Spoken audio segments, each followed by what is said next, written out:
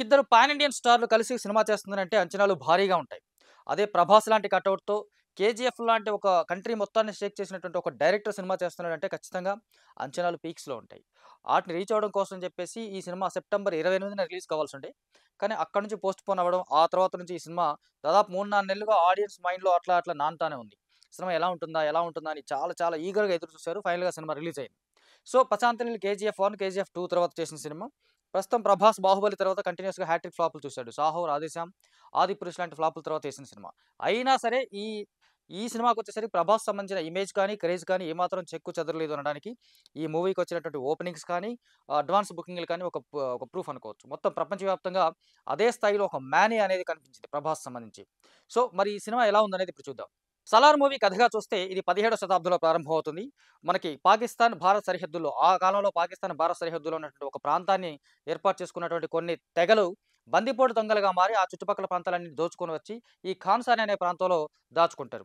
అలా మెల్లగా ఆ ప్రాంతం చాలా పెద్దగా విస్తరిస్తుంది. ఆ విస్తరణతో పాటు ఈ తెగల మధ్య కూడా ఒక పెద్ద పోరాటం అనేది అప్పటి నుంచి స్టార్ట్ అవుతుంది.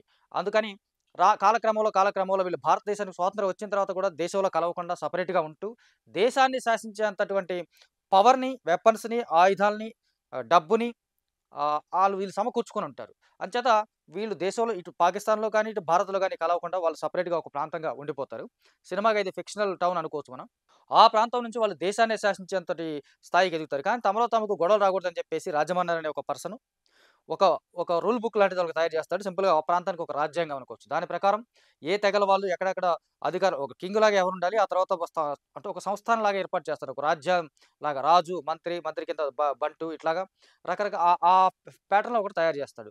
ఆ క్రమంలో ప్రస్తుతానికి ఆ ఖాన్సార్ ప్రాంతానికి కింగు రాజమన్నారు. ఆ రాజమన్నారు కొడుకు వరదరాజమన్నారు. అంటే ఇతనికి రెండో భార్య కొడుకు ఇతను. ఈ వరదరాజ మన్నారికి అదే ప్రాంతంలో ఉన్నటువంటి దేవాకి మధ్య ఒక మంచి స్నేహం ఉంటుంది. వీళ్ళిద్దరూ చాలా బెస్ట్ ఫ్రెండ్స్ అన్నట్టు. చిన్నతనం నుంచి చిన్నప్పుడే వరదరాజు కోసం ఈ దేవా అనే అతను కరెంటు తీగను పట్టుకొని ఒక పెద్ద సాహసం చేస్తాడు. ఆ సాహసానికి బదులుగా అతను కూడా వరదరాజు ఇతనికి ఇంకో పెద్ద సహాయం చేస్తాడు. ఆ సహాయం తర్వాత వాళ్ళు ఖాన్సార్ ప్రాంతం నుంచి చిన్నప్పుడే బయటికి వెళ్ళిపోవాల్సినటువంటి పరిస్థితి వస్తుంది. అక్కడి నుంచి తన తల్లితో కలిసి దేవా అస్సాం ప్రాంతానికి వెళ్లి చిన్న మెకానిక్‌గా తన లైఫ్ లీడ్ చేస్తా ఉంటాడు. అక్కడే చాలా సెటిల్డ్‌గా ఉంటాడతను. ఎంత పెద్ద ఇష్యూ వచ్చినా, ఎంత పెద్ద సమస్యొచ్చినా అటువైపు వెళ్ళకుండా, తల్లి మాట జవదాటకుండా చాలా స్ట్రిక్ట్‌గా ఉంటాడు.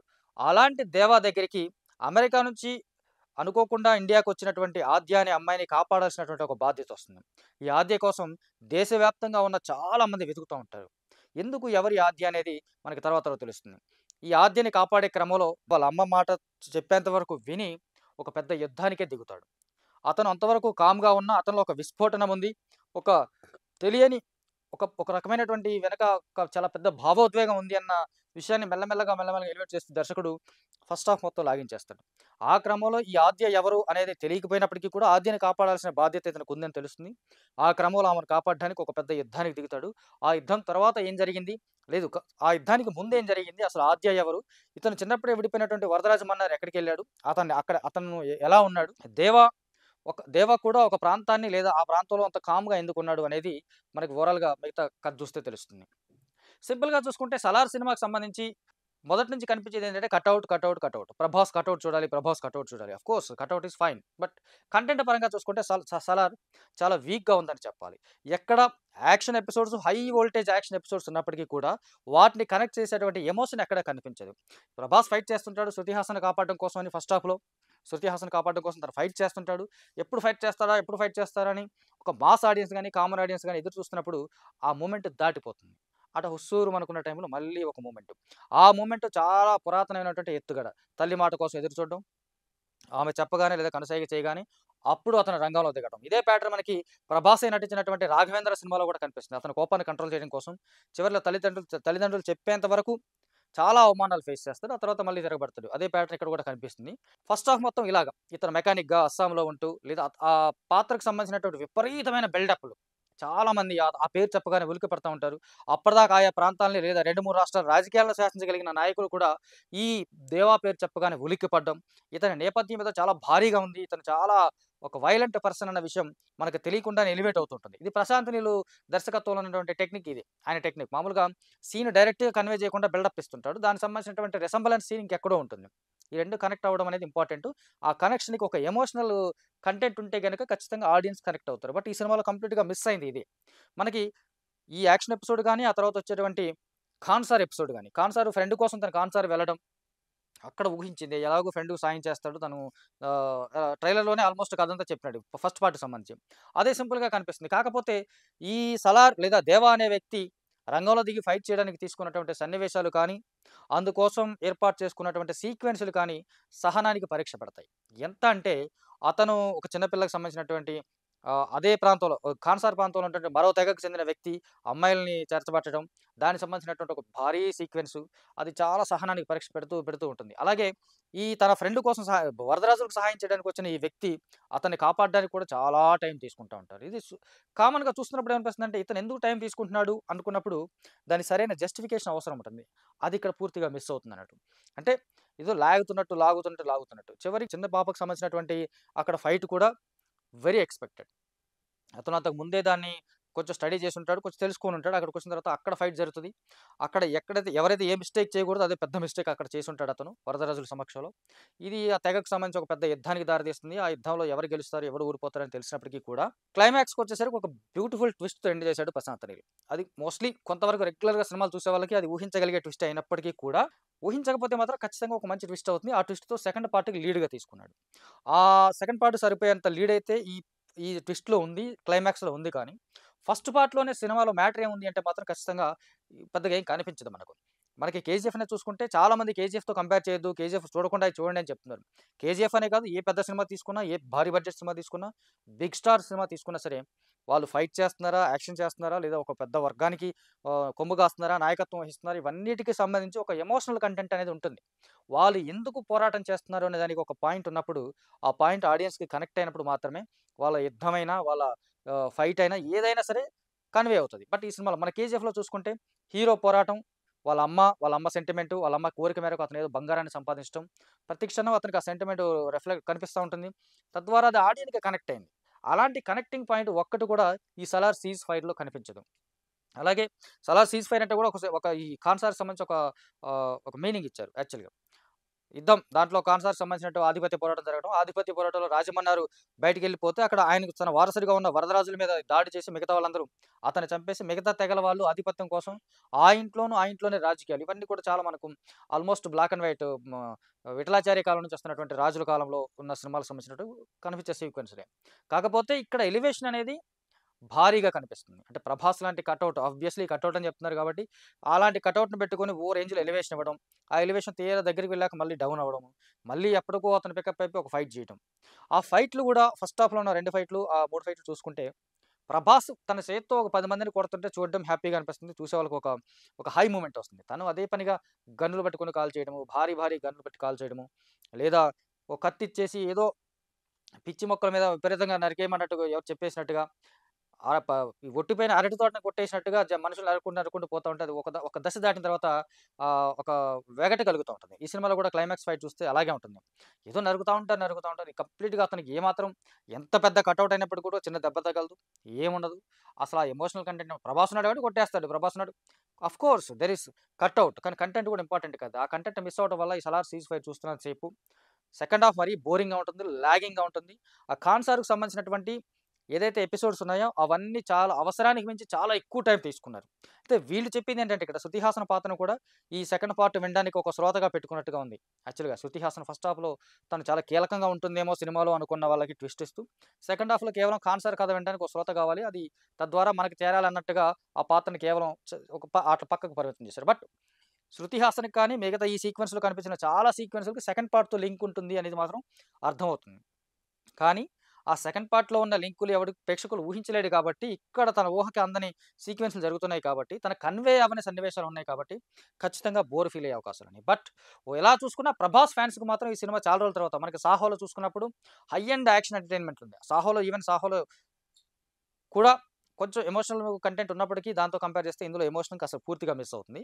సో, ఆ రేంజ్ మాస్ ఎంటర్‌టైనర్ ఈ సినిమాలో మళ్ళీ కనిపిస్తుంది. 'ప్రభాస్' ఫస్ట్ ఫైట్ చూస్తున్నప్పుడు అతను కొడుతుంటే, ఆ చేత్తో ఇలా కొట్టగానే ఎక్కడో పడిపోతుంటారు మనుషులు. అతన్ని చూస్తున్నప్పుడు నిజంగా కొడితే అలాగే పడిపోతారేమో అనిపిస్తే అట్లా కన్వే అవుతుంటుంది. అలాంటి వ్యక్తి చేతికి గన్నులు, కత్తులు ఇచ్చేసరికి అది మళ్ళీ డౌన్ అవుతుంది. సింపుల్. సో, అయినప్పటికీ ఇది 'ప్రభాస్' ఫ్యాన్స్‌కి మాత్రం పర్టిక్యులర్‌గా ఖచ్చితంగా ఒక మంచి 'ధమ్ బిర్యానీ' లాంటి సినిమా అవుతుంది. చాలా రోజుల తర్వాత వాళ్ళు అతని నుంచి ఏం ఎక్స్‌పెక్ట్ చేస్తున్నారు అంటే, ఆయన 'బాహుబలి' తర్వాత 'Saaho is fine.' But 'Radhe Shyam' కంప్లీట్‌గా ఒక్క యాక్షన్ సీక్వెన్స్ కూడా లేని సినిమా. అలాగే 'ఆదిపురుషు' ఇది మైథలాజికల్ మూవీ. సో, ఒక మాస్ హీరో నుంచి ఎలాంటి కంటెంట్‌ను ఆడియన్స్ ఎక్స్‌పెక్ట్ చేస్తారో, లేదా ఫ్యాన్స్ ఎక్స్‌పెక్ట్ చేస్తారో, అంతవరకు ఈ సినిమాలో కనిపిస్తుంది. కాకపోతే దానికి ఎమోషనల్‌గా ఎలాంటి కనెక్షన్ లేకపోవడం వల్ల మిగతా ఆడియన్స్ డిస్కనెక్ట్ అయిపోతారు. అది మాత్రం క్లియర్. ఇంకా 'దేవాగయ్' 'ప్రభాస్' ఈ సినిమాలో చాలా బాగా యాక్ట్ చేశాడు. విశేషం ఏంటంటే ఒక స్టార్ హీరోకి చాలా లిమిటెడ్ డైలాగ్స్ ఉంటాయి. మొత్తంగా చూసుకున్న 'ప్రభాస్‌కి' సినిమా అంతా కలిపి ఆల్మోస్ట్ 3 గంటల సినిమా. 3 గంటల సినిమాలో దాదాపు 5 పేజీల డైలాగ్స్ కూడా లేవు అంటే ఆశ్చర్యం కలుగుతుంది. ఒక రకంగా ఇది ప్రశాంత్ నీల్ చేసిన సాహసం అనే చెప్పాలి. అయినప్పటికీ ఆయనకి డైలాగ్స్‌తో పెద్దగా పని లేదు. పని చూసుకుంటూ వెళ్ళిపోతుంటాడు. కొట్టడమే పని అన్నట్టుగా ఆ పాత్ర వెళ్ళిపోతుంది కాబట్టి అది మనకు ఆ లోటుగా కనిపించదు. నెక్స్ట్ 'పృథ్వీరాజ్.' వరదరాజ్ మన్నారుగా 'పృథ్వీరాజ్' ఆ పాత్రలో ఈజీగా ఒదిగాడు. ఆఫ్‌కోర్స్ ఆయన ఒక మంచి ఆర్టిస్ట్ కాబట్టి అందరికి తెలుసు. ఏ పాత్ర ఇచ్చినా అందులో ఒదిగిపోతాడు. ఈ క్యారెక్టర్‌లో కూడా ఒకవైపు స్నేహం, ఇంకోవైపు వాడు నాకు సహాయం చేస్తున్నాడని ఒక చిన్న కన్నింగ్‌నెస్ అనేది ఇంటర్నల్‌గా కనిపిస్తూ ఒక ఓవరాల్‌గా అంతమంది అప్పటిదాకా తను ఎవరి కోసం ఫైట్ చేస్తున్నాడో అది కాదు. నాకిది మొత్తం కావాలి అని ఒక అత్యాశాపరుడైనటువంటి వ్యక్తిగా అతను అద్భుతంగా నటించాడు. రాజమన్నారుగా 'జగపతి బాబు' పర్ఫెక్ట్‌గా సూట్ అయ్యాడు. ఇంక మిగతా తర్వాత చెప్పుకోవాల్సింది ఈశ్వరీరావు పాత్ర అంటే 'ప్రభాస్‌కి' మదర్‌గా నటించిందామె. ఆమె పాత్ర ఎందుకో కొంచెం ఓవర్ ది బోర్డ్ లాగా అనిపిస్తది. విచిత్రంగా తమిళ్ సినిమాలో లాగా అతిగా బిహేవ్ చేయడం, చాలా ఎక్కువ ఓవర్ యాక్ట్ అవ్వడం. అది కొంచెం చాలా అతిగా కనిపిస్తుంది ఆమె నటన. నటన వరకు. ఆ పాత్ర ఏంటి? ఆ పాత్రకి ఎందుకలా ప్రవర్తిస్తుందని సెకండ్ పార్ట్‌లో చెప్తారేమో గాని, ఇప్పుడు మాత్రం ఇరిటేట్ కలుగుతుంది. అట్లాగే ఇంకొక ఇరిటేటింగ్ రోల్ ఏంటంటే 'జాన్ విజయ్' తమిళ్ ఆర్టిస్టు. అతను కనిపించిన ప్రతిసారి తెర మీద చిరాకు పుడుతూ ఉంటుంది. విచిత్రంగా ప్రవర్తిస్తుంటాడు. రకరకాలుగా బిహేవ్ చేస్తుంటాడు. ఆ డైలాగులు, మాడ్యులేషను వరస్ట్‌గా ఉంటుందది. ఆ ఎపిసోడ్. అతని క్యారెక్టరైజేషన్ వరకు. మిగతా పాత్రల్లో మనకిప్పుడు 'జగత్ బాబు' ఈజ్ ఫైన్. అలాగే 'టిను ఆనంద్‌ని' సరిగ్గా వాడుకోలేదు. 'మహేమ్ గోపి' బాగా యాక్ట్ చేశాడు. అతను ఆల్మోస్ట్ సినిమా అంతా కనిపిస్తాడు 'మహేమ్ గోపి.' తను త్రూ ఔట్ సినిమా చాలా బాగా యాక్ట్ చేశాడు. 'శ్రేయ రెడ్డి' ఆ అమ్మాయికంటూ ఆమెకు ఒక ఇమేజ్ ఉంది యాక్చువల్‌గా. హీరోయిన్‌గా చేసినప్పటికి, ఆ తర్వాత క్యారెక్టర్ రోల్ చేసినప్పటికి ఒక ఇమేజ్ ఉంది. ఆ ఇమేజ్‌ని నెక్స్ట్ లెవెల్‌కి తీసుకుపోయేటువంటి ఒక అగ్రెసివ్ రోల్. చూస్తుంటే మనకి 'నరసింహ' సినిమాలో 'నీలాంబరి' రేంజ్‌లో కనిపిస్తుంది ఆ ఇంట్రడక్షన్, ఆ పాత్ర ఇంట్రడక్షన్. తను అద్భుతంగా చేసింది. అలాగే 'ఝాన్సీ' 1, 2 సీన్‌లలో తెలుగు యాక్టర్ 'ఝాన్సీ' ఆమె కూడా చేసింది. ఇక్కడ మెచ్చుకోవాల్సింది ఏందంటే చాలా చాలా చిన్న పాత్రలకు కూడా తెలుగు వాళ్ళని తీసుకున్నాడు 'ప్రశాంత్ నీల్.' ఇది ఎక్కువగా మనకి కొంచెం ఆనందం కలిగించే విషయం. మామూలుగా వేరే డైరెక్టర్ సినిమా చేస్తున్నప్పుడు అన్ని పాత్రలకి అతనికి తెలిసిన అతని భాషకు సంబంధించినటువంటి ఆర్టిస్ట్‌లని తీసుకుంటాడు. బట్ ఇక్కడ మన తెలుగు వాళ్ళని కూడా చాలా మంది ఆర్టిస్ట్‌లని తీసుకున్నారు. ఇంక్లూడింగ్ 'సప్తగిరి' గాని, 'పృథ్వీ' గాని, 'చౌదరి' గాని వీళ్ళందరూ ఇలాంటి వాళ్ళు చాలా మంది ఈ సినిమాలో కనిపిస్తారు. ఇక నెక్స్ట్ 'బాబీ సింహ' చేశాడు. 'గరుడారాం' అతను బాగా చేశాడు. ఎలా చూసుకున్నా ఆర్టిస్ట్‌ల పరంగా మనకి 'ప్రశాంత్ నీల్' సినిమాలో సరిగ్గా మొహాలే కనిపించవు. మొహం నిండా గడ్డము లేదా నెత్తి నిండా అదుంటది. వాళ్ళంతా విచిత్రంగా ఉంటారు మనుషులు. అలాంటి వాళ్ళు ఈ సినిమా నిండా కనిపిస్తారు. విపరీతమైన జనం ఉంటారు. ఏ సీక్వెన్స్ ఎందుకొస్తుంది? వాళ్ళు ఎందుకొచ్చారు? ఎందుకు పోతున్నారు? ఇవన్నీ గందరగోళంగా ఉంటాయి. ఆర్టిస్ట్‌ల పరంగా ఈ టాప్ ఎవరైతే ఉన్నారో they are the best. Next టెక్నికల్‌గా ఈ సినిమాకి బ్యాక్ బోనే కాదు ఓవరాల్‌గా అసలు దానికి ఊపిరే నేపథ్య సంగీతం. ఏమీ లేదనుకున్న సీన్స్ కూడా గూస్ బంప్స్ తెప్పించేలాగా ఏదో జరగబోతున్న ఒక ఎలివేషన్. యాక్చువల్‌గా 'కేజీఎఫ్‌లో' ఏదైతే చేశాడో రవి బస్రూర్ మరోసారి అదే మ్యాజిక్ చేశాడని చెప్పాలి. 'ప్రభాస్' ఫైట్ చేస్తున్నప్పుడు గాని, అతను స్పెట్స్ పెట్టుకుంటున్నప్పుడు, ఫైట్ చేస్తూ స్పెట్స్ పెట్టుకొని సిగరెట్ కాలుస్తున్నప్పుడు వినిపించినటువంటి ఆర్ఆర్ నెక్స్ట్ లెవెల్‌లో అనిపిస్తుంది. అది చివరి వరకు అతను కంటిన్యూ చేశాడు. ఒక రకంగా సినిమాకి 'ప్రభాస్' తర్వాత మెయిన్ హీరో అంటే మ్యూజిక్ డైరెక్టర్ అని చెప్పాలి. ఆ రేంజ్‌లో అతని ఎలివేషను 'ఆర్ఆర్‌కు' చూపించాడు. బట్ 2 పార్ట్‌లోనే అవి 2 మాంటే సాంగ్స్‌గా ఉండటం వల్ల పెద్దగా ఆకట్టుకున్నాయని చెప్పలేము. ఎడిటింగ్ పరంగా చూసుకుంటే చాలా లాగ్ ఉంది సినిమా. అది డైరెక్టర్ చాయిస్. మామూలుగా 'ప్రశాంత్ నీల్' సినిమా అంటే జంప్ ఎడిటింగ్స్ ఉంటది. అంటే అతను ఇక్కడ సీన్ ఇంకెక్కడో పెట్టుకుంటాడు. ఆ సీన్ ఇంకెక్కడో ఇంటర్ కనెక్ట్ చేస్తాడు. ఆ సీన్ ఇంకెక్కడో ఇంటర్ కనెక్ట్ చేస్తాడు. అందువల్ల టక టక టక వెళ్ళిపోతున్నట్టు అనిపిస్తా ఉంటది. ఇయన్నిటి కలిపి ఇంకెక్కడో ఒక కంక్లూజన్ ఇస్తాడు. ఆ కంక్లూజన్ ఇచ్చేంత వరకు ఆడియన్స్ వెయిట్ చేయాలి. వెయిట్ చేసేంత సరుకు సినిమాలో ఉంటే హ్యాపీ. బట్ ఈ సినిమాలో కొంత అది లోపించడం వల్ల ఎడిటింగ్ కూడా కొంత మైనస్ అనిపిస్తా ఉంటుంది. సో, తెలుగు డైలాగ్స్ బాగున్నాయి. తెలుగులో రాశారు. సెట్స్ గాని, ఆర్ట్ వర్క్ గాని, కాస్ట్యూమ్స్ గాని అన్నీ బావున్నాయి. 'హొంబలే' బ్యానర్ అంటే ఇంకా ప్రొడక్షన్ వాల్యూస్ గురించి చెప్పుకునేది. బట్ 'ప్రశాంత్ నీలు' తన గోల్ రీచ్ అయ్యాడా? అంటే మాత్రం ఖచ్చితంగా కాలేదనే చెప్పాలి. 'ప్రభాస్' లాంటి హీరోతో ఇలాంటి సినిమా బాలేదని కాదు. అతను ఒక మంచి కథనంతో వస్తాడు అనుకున్నారు. కానీ ఎప్పట్లానే తను కేవలం ఎలివేషన్స్ దగ్గరే ఆగిపెడితే ఎక్కడ ఎమోషన్ కనిపించలేదు. అది 'కేజీఎఫ్ 2లో మనకు కనిపిస్తుంది. అది పూర్తిగా ఇక్కడ మిస్ అయింది.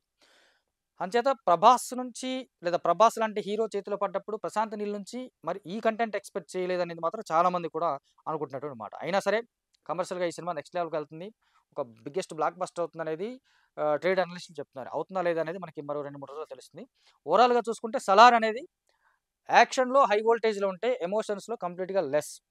అయినా ఫ్యాన్స్ ఎంగేజ్ అవుతారు అంటే కారణం 'ప్రభాస్' కటౌట్.